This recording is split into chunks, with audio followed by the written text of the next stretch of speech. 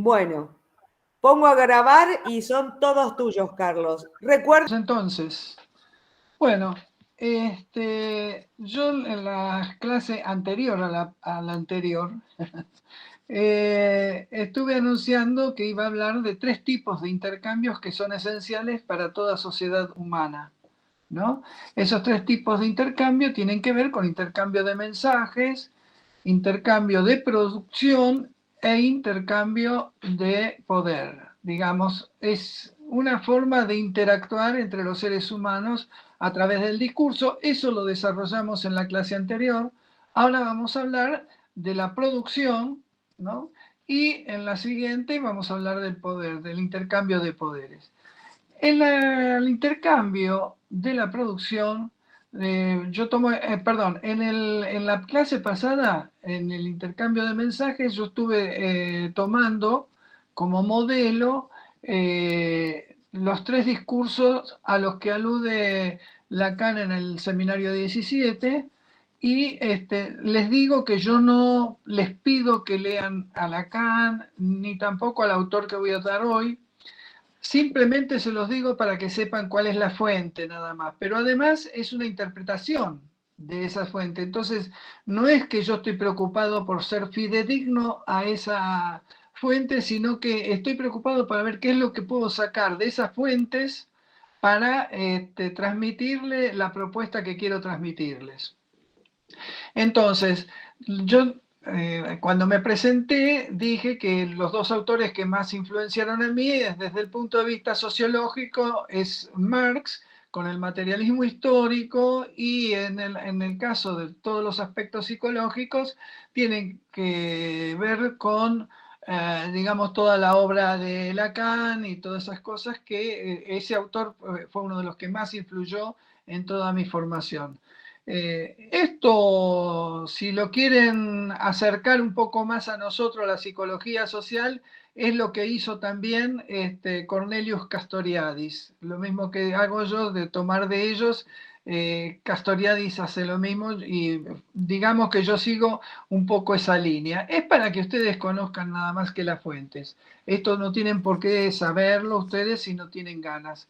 Lo que voy a transmitirles ahora es esta idea de cómo está dada la cuestión de la forma en que se realiza el intercambio de producción. ¿Y por qué? ¿Cuál es el origen? ¿Cuál es la forma en que nos importa a nosotros vincular la producción con lo que se produce y cómo se intercambia? Entre los seres humanos, nosotros nos vamos relacionando porque existen 2 formas de interacción que están basados en 2 aspectos de nuestro organismo biológico. Nosotros tenemos un organismo biológico que tiene un conjunto de elementos que son, perdón, ¿ustedes escuchan ruido? Sí, se Bueno, escucha como de trasfondo un celular o un ruidito así, sí, pero está no, bien. pero su voz Bueno, se Recomendamos, escucha. por favor, que bueno. que si se silencien los que tienen abierto el micrófono. Claro. Bueno, entonces sigo. Tenemos una parte, digamos, de nuestro organismo constituida por un aparato motor y tenemos la otra parte de nuestro organismo constituida por un aparato sensorial, digamos.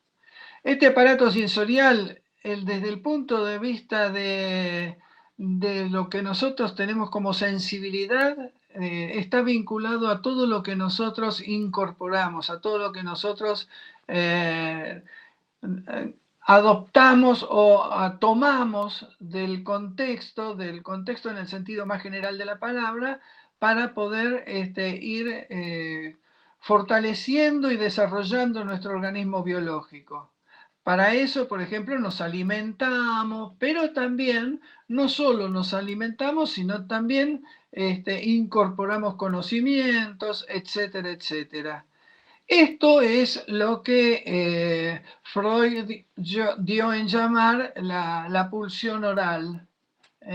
Y del otro lado, desde el punto de vista de todo el aparato motor, tenemos lo que tiene que ver con el dar, lo que tiene que ver con lo que nosotros aportamos al medio, digamos, y lo que le damos al medio.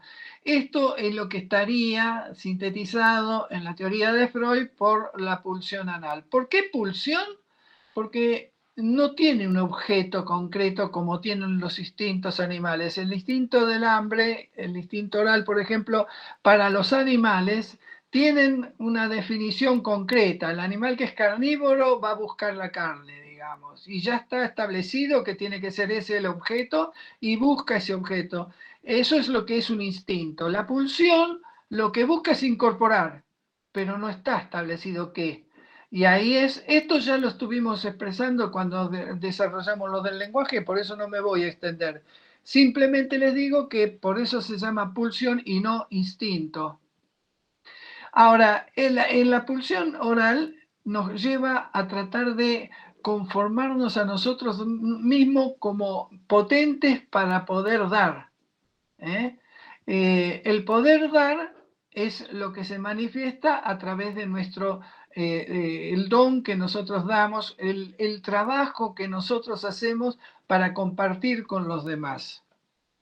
La forma en que se construyen las relaciones de producción, o sea, todo lo que nosotros producimos para poder mejorar nuestras posibilidades de vida, para poder salvar los obstáculos que nos propone la vida, son innumerables, son las que marcan toda la historia del ser humano desde la época del nomadismo, cuando era solo una sobrevivencia lo que se lograba, hasta ahora que de pronto estamos viviendo en una etapa que es la que voy a tratar de describir.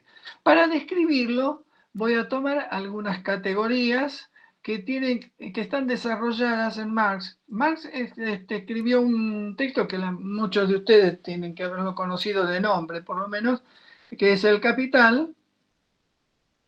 Y para escribir El Capital, que hace una descripción muy minuciosa de cómo está construida la estructura de las relaciones de producción en el capitalismo, para poder hacer eso, hizo antes un prólogo del Capital que se llamó Introducción a la Economía Política. Es un librito chiquito, pero donde está prácticamente diseñado lo que descubrió después y lo que fundamentó después con la realidad, basándose en las relaciones materiales entre los seres humanos.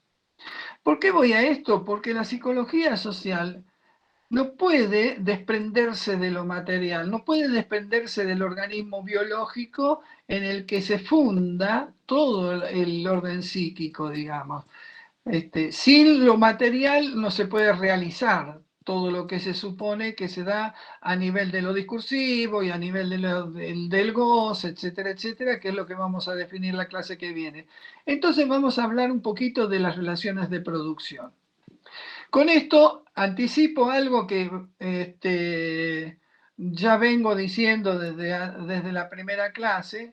Lo que yo diga no es para que ustedes lo crean, es para que ustedes sepan que existe esta postura, este modo de ver la realidad, que me parece a mí que es importante no ignorarlo por lo menos, ¿no? Y es bueno saber que existe esta manera de pensar y además no es la más conocida y la que más se difunde, etcétera, etcétera.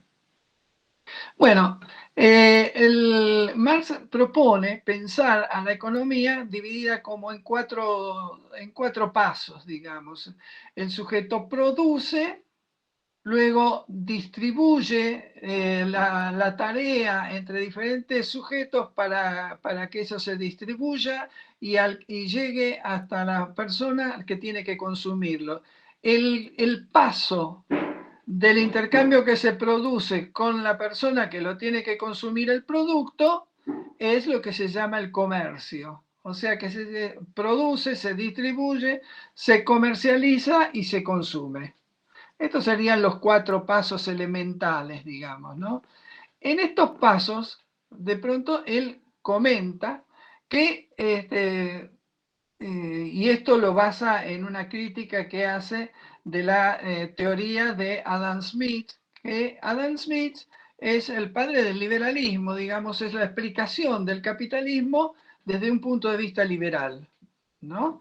Él nos va a decir, Adam Smith, que de pronto la acumulación del capital se produce gracias a que de pronto un empresario, un sujeto productor, le agrega un porcentaje a la venta del producto que hizo sobre el costo del producto.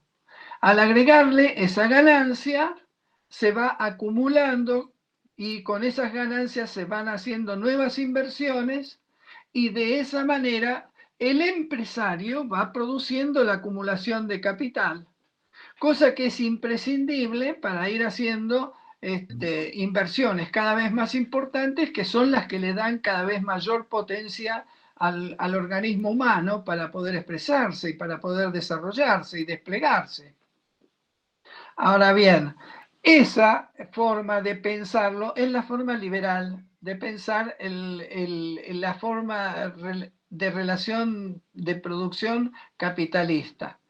Marx propuso pensarlo de otra manera. Marx propuso pensarlo porque él dice que si todos los productores, todos los sujetos productores agregan un porcentaje para poder tener ganancias, las ganancias de uno quedarían neutralizadas por las ganancias de los otros. Es decir, si un tipo fabrica sillas y le agrega a la silla que vende un 20% de ganancia, después el tipo que vende zapatos también le va a vender zapatos a ese tipo agregando 20% de ganancia.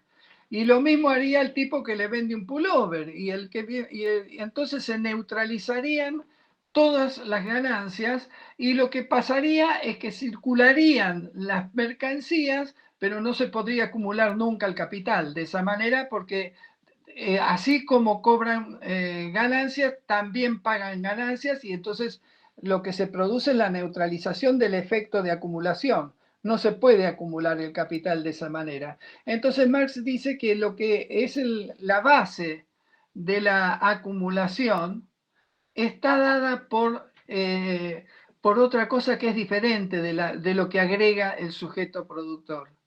La base de la acumulación del capital está dada por la diferencia que hay entre el salario del sujeto productor y y el precio. Es decir, que lo que hace el empresario en realidad no es agregar una ganancia, un porcentaje de ganancia, sino que lo que hace es pagar de menos lo que se produce. Entonces se paga, fíjense en un detalle, el salario no es el precio de lo que se produce.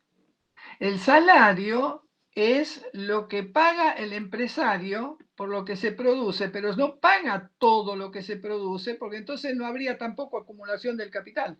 Si paga menos, eso que paga de menos es lo que él recibe y que puede acumular. Por lo tanto, la producción de la ganancia y la acumulación del capital está basado. Fíjense que todos los convenios que hay de salarios toman como base no lo que produce y el costo de lo que elaboran todos los trabajadores con relación a determinado producto, sino que lo que paga el empresario es la canasta básica. Se toma de base la canasta básica. Esa canasta básica, ¿qué quiere decir? La canasta básica quiere decir que es el mínimo posible para que se vuelva a reproducir la fuerza de trabajo que vuelve a generar otro producto nuevamente. O sea, lo que se paga es lo que cuesta que el trabajador siga trabajando, no lo que el trabajador produce. Si le pagaran a todos los trabajadores lo que producen, no se podría acumular el capital. Por eso Marx no lo llama ganancia eso, sino que lo llama plusvalía.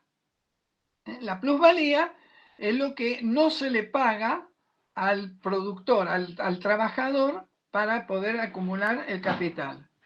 Cosa que no se puede evitar. Eso no es algo que se pueda evitar, porque no habría acumulación de capital. Y si no hay acumulación del capital, no hay tampoco la potencialización de de todos los desarrollos que tuvo el proceso civilizatorio en la humanidad. Entonces, esto es algo estructural. Y esto no es porque el capitalista es ambicioso o porque puede haber un empresario malo, así como puede haber un empresario macanudo, pero todos tienen que tratar de pagar lo menos posible. El tal caso, por ejemplo, de Fourier, de Robert Owen, todos los socialistas utópicos del siglo XIX, que han sido tipos que han inventado, han ideado formas de producción en las que el trabajador cobraba un trabajo por el cual podías tener una vida digna, podía hacer toda una serie de cosas y podía realizar una serie de tareas que después inclusive no le implicaba tener que trabajar todo el día. Había reducido el horario de trabajo a casi la mitad de lo que se hacía en el siglo XIX, antes de que se ideara las 8 horas recién a principios del siglo XX. Esto lo hicieron los socialistas y todos los socialistas que lo hicieron se fundieron, porque no se puede con salarios altos competir a los que tienen salarios miserables. Es imposible. Ahí no hay competencia posible. La competencia lleva a la depresión del salario y al aumento de diferencia con los precios. Esto es lo que produce la acumulación de capitales, esto es lo que produce el hecho de que en el mundo el 1% de la población mundial esté manejando la plusvalía que producen prácticamente más del 50% del resto de la humanidad. Pero bueno, la cuestión es que a mí lo que me interesa, que se conozca de esto, que es la base material en la que nosotros nos desenvolvemos, que siempre tenemos que ingresar a este formato de relaciones, aunque queramos mantenernos, puede ser que una persona se pueda mantener al margen de todo eso, pueda irse a la selva, otro se va a la sierra, en fin, en forma individual se pueden lograr un montón de cosas, pero eso no quiere decir que pueda hacerse un sistema con eso. El sistema de vida es este y el que logra que se haya desarrollado el proceso civilizatorio es este. Bueno, lo que tenemos que dar un pasito más para comprender por qué tienen valor las cosas y cuál es el costo, por qué las cosas cuestan de pronto.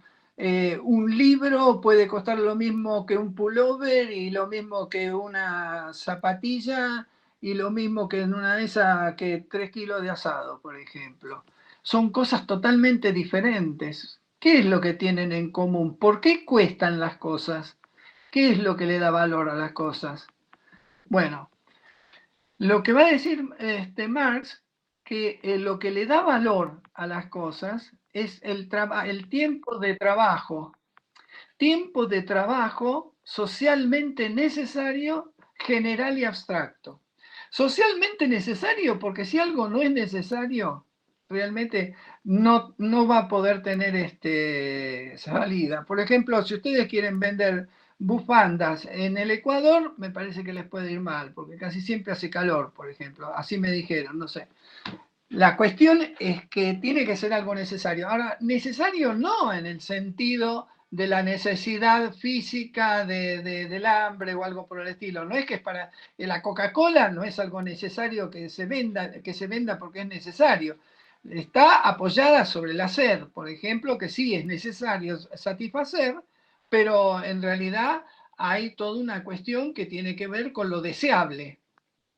Entonces vamos a decir lo socialmente necesario, pero en el sentido más amplio de la palabra, podríamos decir socialmente deseable, podríamos decir mejor. Pero bueno, dejemos esto esto no lo pudo desarrollar Marx porque estaba en el siglo XIX en pleno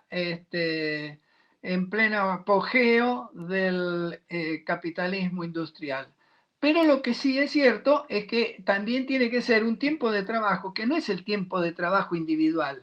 Si una persona tarda 2 semanas para hacer un pullover, lo va a pagar, lo va a cobrar lo que le permita vivir esas 2 semanas, pero además algo más, etcétera, etcétera. Pero hay otro tipo que está haciendo con unas máquinas 1000 pullovers por semana. Entonces, nunca va a poder competir el tipo que está haciendo solo un pullover. Se puede hacer uno solo, pero nunca va a ser lo mismo que el pullover que se industrializa. El pullover que se industrializa tiene la posibilidad de ser multiplicado de una manera impresionante y eso da la posibilidad de que se reduzca muchísimo el valor y entonces el otro que es individual no puede competir. El que de pronto hace el pullover solo, sin máquinas, no puede competir nunca con la industria. Entonces, esto tiene que ver con algo estructural de la producción. No es que es uno malo, ambicioso, que quiere sojuzgar y que quiere explotar. Para Marx, la explotación es la tasa de extracción de la plusvalía, que eso es algo matemático y que se produce independientemente de que el dueño de la fábrica sea un tipo cariñoso, bueno, buen tipo, o que sea un mal tipo. La tasa de explotación es esa, no es si usa látigo o no usa látigo. ¿Se entiende? La explotación no es algo afectivo de lo que está hablando Marx. Está hablando de una cuestión numérica que se da necesariamente en las formas de relaciones de producción del capitalismo. Ahora, el capitalismo, en lo que puso el énfasis, es en la producción. La producción, en tanto, fue desarrollando todas las industrias. ¿Qué pasó con eso? Eso tuvo una culminación, que fue en las dos guerras mundiales del siglo XX. En las dos guerras mundiales del siglo XX se dio el cambio del imperio británico al imperio estadounidense, que Estados Unidos aprovechó muy bien que de las dos guerras mundiales ellos de ahí tuvieron todas las ganancias y no tuvieron ninguno de los riesgos ni tuvieron ningún desarrollo de la guerra en la destrucción de Estados Unidos. Ahí ellos no tuvieron que sufrir nada prácticamente, o alguna que otra batalla nada más, pero los que realmente quedaron destruidos y hechos polvo fueron en Europa.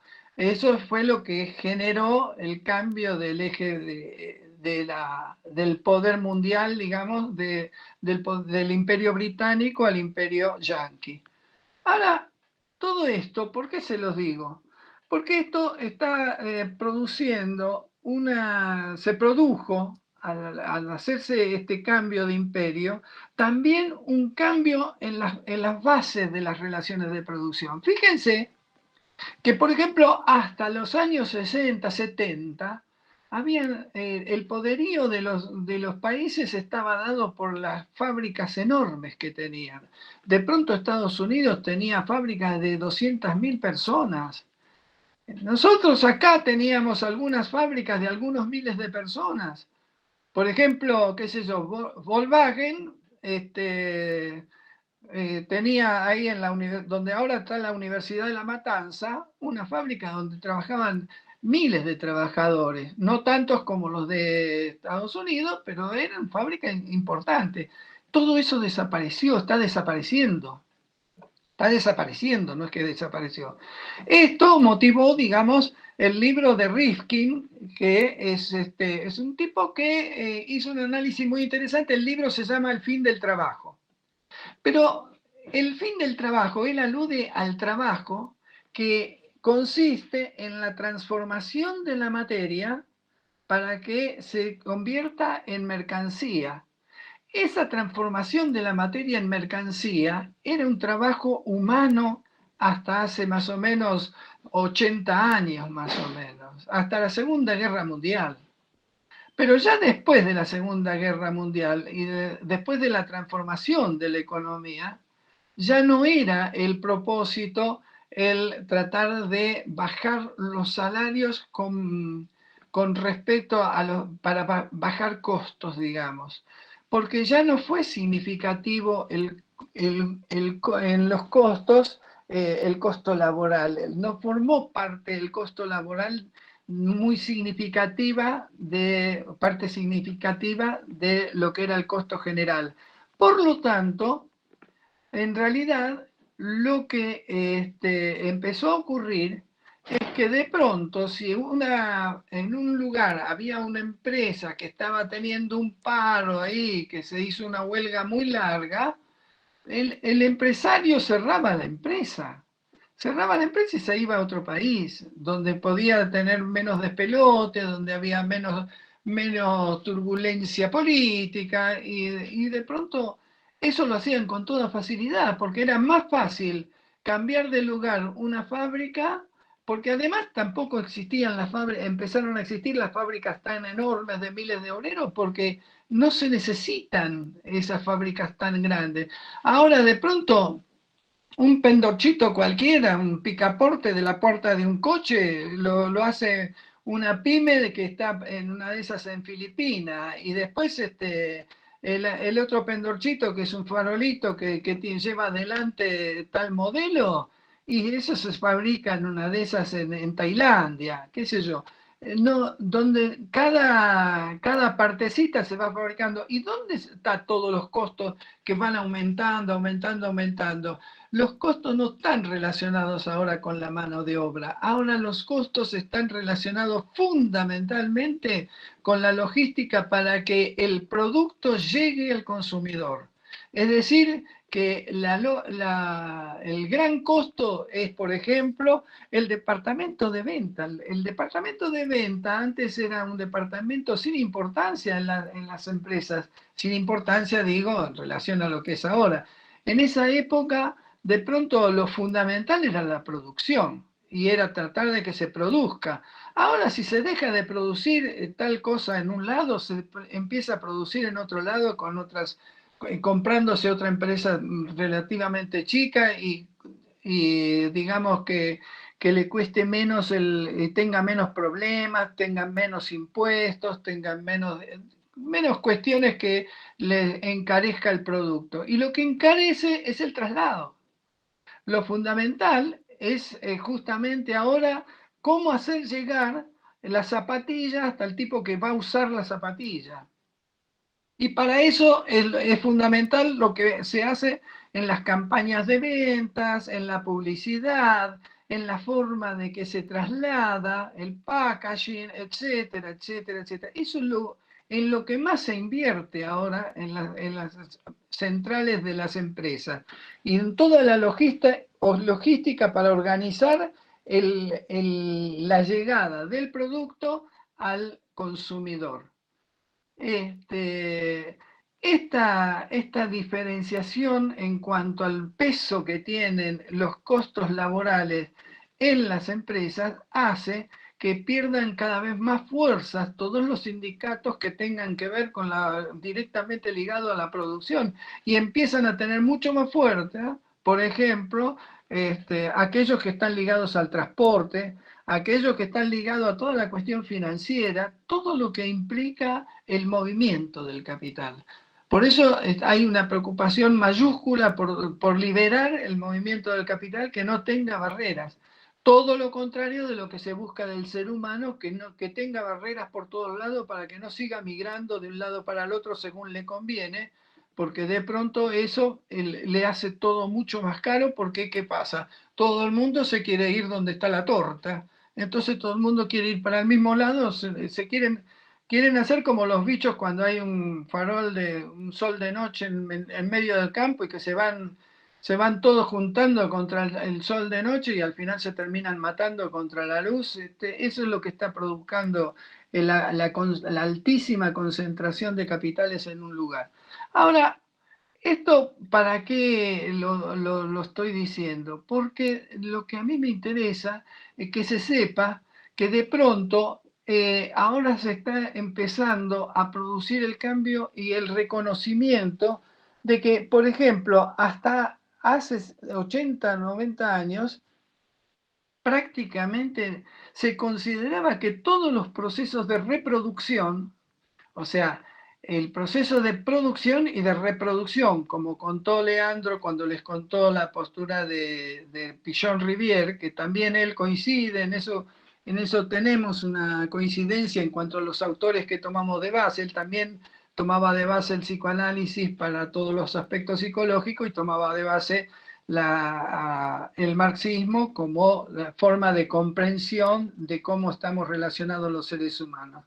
Esto de producir y reproducir. La reproducción no se pagaba. Desde que nació el capitalismo industrial hasta la Segunda Guerra Mundial, prácticamente nunca se pagaba. Todo lo que tiene que ver con la reproducción. ¿Qué es lo que tiene que ver con la reproducción? Y todo lo que tiene que ver con la reproducción es la crianza de un pibe, todo lo que tiene que ver con la salud, todo lo que tiene que ver con la atención, con lo que después se dio a llamar en los principios de la post-segunda guerra, el Estado paternalista, protector, etcétera, etcétera, que para algunos tienen un nombre mucho más claro diciendo que es la justicia social. Pero bueno, la cuestión es que se empezó a gastar en lo que tiene que ver con el cuidado del ser humano. Esto es en lo que se está avanzando en estos últimos años, sobre todo desde los años 70. Pierre Bourdieu hizo un estudio del impacto que produjo en la producción el descubrimiento de los microprocesadores. O sea, ¿para qué sirvieron los microprocesadores? Hasta el año 70, tener una computadora la tenían solamente grandes empresas, porque eran aparatos que prácticamente ocupaban toda una oficina y tenían técnicos para instalarlo, tenían técnicos para mantenerlo, técnicos para manejarlo, técnicos para aprovecharlo comercialmente. Era una cosa que había toda una parafernalia alrededor de una computadora impresionante. ¿Qué pasó? Cuando se descubrieron los microprocesadores, se empezó a descubrir la computadora personal. El hecho de que se empezara a aplicar la computadora al hogar, a la oficina de un pequeño comercio, etcétera, etcétera, es algo que revolucionó totalmente la producción. Inclusive la aplicación de toda esa tecnología a la robótica hizo que empezara a desaparecer a pasos agigantados el trabajo del hombre en cuanto a la transformación de la materia con relación a que esa materia se transforme en mercancía. ¿Y a dónde va a parar todo eso entonces? ¿Se queda sin trabajo el hombre y se va a morir y qué sé yo? No. Deja de tener trabajos estúpidos el hombre, trabajos sacrificados, porque eso de que el trabajo es salud y todo eso, es salud en algunos casos cuando coincide con lo que el tipo puede hacer y cuando no le jode el físico, pero son muy pocas veces. El trabajo es sacrificio y causa mucho daño esos trabajos. Las máquinas que están reemplazando a la gente cuando están haciendo un camino, un puente, que son máquinas tremendas que pueden desarrollar el trabajo de cientos, de centenares de hombres, es todo trabajo que podríamos llamar trabajo en el sentido del yugo, en el sentido de la tortura, del sacrificio, en pro de los demás, fantástico, eso sí, es algo digno, es algo maravilloso, pero es un sacrificio. Si nosotros podemos evitarlo, eso es mucho mejor para el ser humano, es mejorar la calidad de vida del ser humano. Pero ¿qué hacemos con todo eso que se está produciendo, toda esa productividad que se está haciendo más que nada en base a robots, en base a máquinas, en base a eliminar el trabajo del sacrificado asalariado que de pronto tiene que andar construyendo cosas y todo eso? Todo eso va desapareciendo y se va trasladando todo eso a la distribución y redistribución de la plusvalía. Esta redistribución de la plusvalía se le puede visualizar ahora en algunos indicadores. Les digo, por ejemplo, indicadores como el crecimiento que hay de todas las profesiones, como la profesión del enfermero. la profesión de acompañante terapéutico, hay un montón, los ubicadores laborales, hay un montón de profesiones que están surgiendo de hacer que se pague aquellos trabajos que tienen que ver con la reproducción y no con la producción, que tienen que ver con el cuidado. Por ejemplo, la economía del cuidado está teniendo ahora ya algunas secretarías especiales en algunos casos, en algunos lugares del mundo están llegando a tener un lugar, digamos, ministerial, porque se está empezando a reconocer la necesidad de darle un valor económico a todo lo que es trabajo que no está aplicado directamente a la acumulación del capital, sino que está aplicado en dirección al cuidado del ser humano. Y acá es lo que nosotros como psicólogos sociales tenemos que observar muy detenidamente, porque se está empezando a tener que reconocer que realmente hay tareas que no son útiles para la acumulación del capital. Sin embargo, tienen valor porque tienen el valor de cuidar al ser humano. En tanto nosotros hagamos una sociedad basada en el amor al otro, tienen valor. Por ejemplo, el cuidado de enfermos terminales, el cuidado de los ancianos, de pronto que están en una situación que por alguna razón están alejados de su familia. Tenemos que empezar a inventar maneras. Esto de nosotros los psicólogos sociales, como dijo Pichon Rivière, que tenemos que criticar aquellos estereotipos de la vida cotidiana que causan daño al ser humano.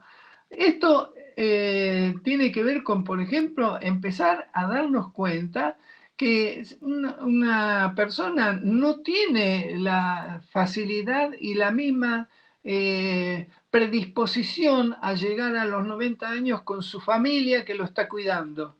Eso se pensaba antes porque se pensaba que todo lo que no era aplicado a la acumulación de capital, entonces no servía para nada. Pero ahí, si nosotros estamos tratando de cuidar a un tipo de 90 años, aunque no sea pariente mío, estamos haciendo una sociedad donde estamos cuidando al ser humano y donde los esfuerzos están dirigidos y se le está empezando a dar valor a eso. Esto lo podemos ver también, por ejemplo, en la jubilación de las amas de casa. La jubilación de las amas de casa está reconociendo que el trabajo que hacía una ama de casa, que no era en pro de la acumulación del capital, sino que era en pro de la posibilidad del abaratamiento de la mano de obra, inclusive Silvina Federici analiza justamente que gran parte del capitalismo y hace cálculos importantes de cómo hay una parte importantísima del capitalismo que ha crecido gracias a lo que no se pagó. Por ejemplo, el trabajo de las mujeres, por ejemplo, el trabajo del cuidado de la crianza de los chicos. Ahora se está hablando, salió la ley esta de los 1000 días.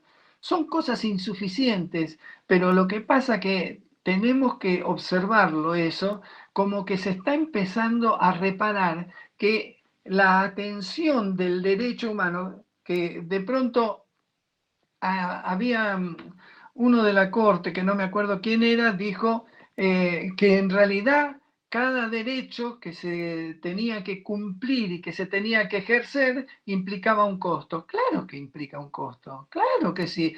El asunto es quién lo tiene que pagar o si lo tiene que pagar cada uno por separado. Si nosotros pensamos que el ser humano es un ser social, como lo define Marx, y que además está basada la producción en el trabajo de todos y no en la inventiva de un empresario exitoso, sino que el empresario exitoso en todo caso sabe dirigir determinado grupo y determinada organización para que produzca algo, cosa que eso puede merecer inclusive un salario diferencial importante, pero eso no quiere decir que todo lo que produce de ganancia sea por la ocurrencia del empresario individual, sino que es fruto del trabajo solidario de todos. Esta forma de pensarlo al trabajo, esto de empezar a pensar el trabajo en función de la necesidad social y en función de la necesidad social que tiene que ver con el cuidado del ser humano, empieza a cambiar nuestro norte. Una cosa, un efecto que les estoy proponiendo que tengan en cuenta cuando les toca trabajar en un taller protegido. ¿Qué es un taller protegido? ¿Qué es eso de que de pronto le hacemos hacer sillitas para que parezca que trabajan y para que se sientan como los demás? Hacemos todo un simulacro para que parezcan personas. No, eso como psicólogos sociales, eso tenemos que empezar a revisarlo. Si, no, si están haciendo un trabajo, que hayan talleres que de pronto tengan una producción determinada y que se reglamenten, por ejemplo, determinada función de consumo del Estado por parte para que lo que producen, que realmente tienen alguna dificultad, que son discapacitados o algo por el estilo, que lo que producen esos discapacitados lo pueda consumir el Estado antes que lo privado para, para hacer que ese discapacitado pueda producir aunque esté en desventaja con relación a la posibilidad de competir en el mercado. Todo eso sí es válido, pero no es válido que le hagamos simular a gente de pronto con determinadas discapacidades que estén laburando en un taller protegido, donde de pronto es todo un simulacro. Bueno, está bien, vos tenés que venir y cumplir porque vos sos como un trabajador de en serio. Pero después no sirve para nada lo que están haciendo. Están haciendo todas pavadas que la venden en una kermés que la gente por lástima va y compra. Y entonces lo están dejando a ese tipo que está laburando en el taller protegido, lo están dejando estancado en el lugar de lastre. Y están viviendo como lastre de la sociedad, no están viviendo como participando. Está bien, si se protege una industria para que pueda progresar y para que puedan trabajar gente que no puede alcanzar la máxima competencia, etcétera, etcétera. Bueno, ahí se dan apoyos del Estado, como por ejemplo fueron los IFE, como los retro, el apoyo a la producción, digamos, que daba el Estado. Esos son planes que tienen que ver con compensar determinadas desventajas que tienen determinados grupos humanos, y eso es válido porque es entre todos ir forjando las condiciones para que todos produzcamos para todos, pero en serio, no un simulacro donde después viene alguien a comprar por lástima y decirle qué lindo que hicieron y capaz que después salen lo que compraron lo tiraron a la basura porque es una porquería. No es eso lo que realmente a una persona le da dignidad. La dignidad no es trabajar al pedo. La dignidad es cuando uno hace un trabajo socialmente necesario, que tenga que tener algún tipo de apoyo, algún tipo de compensación de las desventajas con las que trabaja. Yo estoy totalmente de acuerdo de fomentarlo inclusive y de que hagamos lo posible para que eso ocurra, pero tenemos que saber que como psicólogos sociales no podemos trabajar y caer en la tinelización de la psicología, ¿no? De pronto un psicólogo va como psicólogo social a trabajar en un hogar de ancianos. ¿Y qué les dicen que haga? Bueno, trata de entretener a la gente hasta que se muera. O sea, entretengámoslo, que no se den cuenta que se están muriendo, que ya están en la tumba, pero que de pronto se están muriendo. Entonces, entretengamos a la gente. ¿Y por qué entretenerla? O sea, ojo, una hora, entretenerla, que se diviertan un rato, bueno, sí, como todo el mundo. Pero ¿por qué no pensar en que esa persona también puede mostrarle su amor a otra persona sin necesidad de tener que hacer un trabajo físico que con 90 años no puede hacer? Entonces, nosotros tenemos que, además, como psicólogos sociales, ir pensando en cómo podemos ir construyendo prótesis de las familias perdidas. Una persona que llega a los 90 años con las familias perdidas, y bueno, pero escúcheme, señor, ¿usted no tiene ningún familiar para que lo venga a ayudar? No, no tiene, ¿y qué? ¿Y qué pasa? Entonces tenemos que ponernos a llorar al lado del tipo porque no tiene familia. No, tenemos que fabricarle la familia si no la tiene. Porque tenemos que ser capaces de crear comunidades en las cuales pueda manifestar y tenga la oportunidad de manifestar su amor cada ser humano. Por eso es importante entender que nosotros tenemos que tratar de pensar que no es el hecho de que una persona tenga 90 años y que no pueda producir para acumular capital. Eso no quiere decir que haya que tirarlo a la basura o que se convierta en un lastre. Puede ser una persona perfectamente querible. Y si es querible y logramos que sea una persona querible y que pueda querer, nosotros vamos a vivir mucho más felices con él que si lo tenemos ahí llorando todo el tiempo porque no tiene familia y porque no hay nadie que le rime un afecto, un cariño. Entonces, pensemos no en cómo entretener a la gente, pensemos en cómo aliviar el dolor de estar solo, cómo podemos hacer que esa persona no llegue sola a la muerte, que llegue con el cariño nuestro, con el cariño de cualquiera que podamos acercar. Nosotros tenemos que fabricar amor y tenemos que fabricar comunidades. No tenemos que andar pensando que porque tiene 90 años ya no sirve para el trabajo, entonces ya no hay que contarlo. Es una carga para la sociedad. ¿Desde cuándo eso? ¿Desde cuándo un ser humano es una carga por el hecho de que no puede producir capital? ¿Desde cuándo el autovalimiento, por ejemplo? ¿Por qué tanto autovalimiento? Y si no se autovale porque tiene toda una serie de circunstancias, entonces lo tenemos que tirar a la basura ese ser humano. Lo único que vale del ser humano es el hecho de que pueda acumular capital. No jodamos, no jodamos.